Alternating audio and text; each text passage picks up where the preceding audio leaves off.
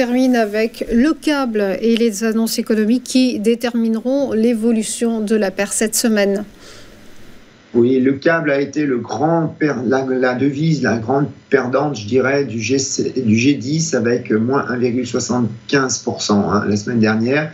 Alors, on a les taux des obligations GIFT qui sont au plus haut de 2008. Alors, ils ont été entraînés notamment par les taux des US Treasury Notes qui montent en anticipation donc des déficits fédéraux plus importants donc avec l'administration Trump.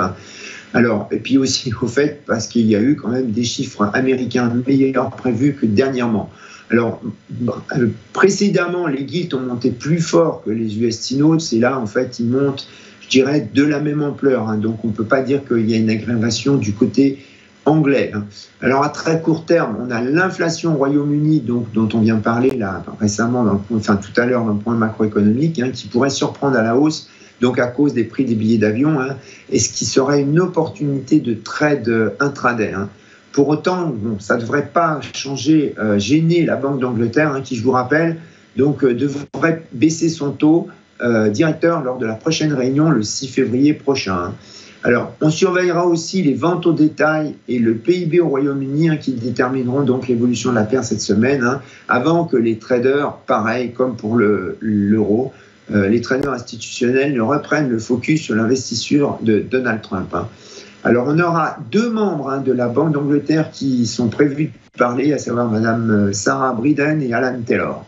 Enfin, à moyen terme, on peut supposer que la livre sterling pourrait servir de valeur refuge dans l'Union européenne, comparé à l'euro qui est embarqué dans des problèmes politiques en France, mais en Allemagne. Je vous rappelle qu'il va y avoir des élections en général anticipées fin février.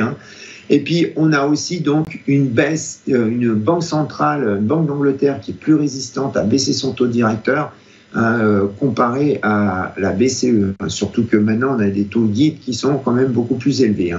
Alors, côté, ce qui crée donc des tensions, des conditions financières à long terme élevées. Alors, côté analyse technique, on a la hausse d'il y a 2 semaines qui a complètement été effacée. Et la paire donc, qui a terminé la semaine dernière sous ses plus bas et a perdu 217 pips, ce qui est quand même beaucoup.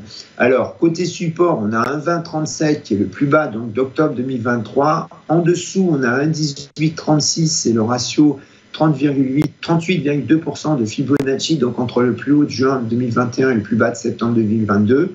Côté résistance, on a un 24,87, donc il y a un niveau qui a servi plusieurs fois de support, notamment dernièrement mi-novembre et fin décembre 2024.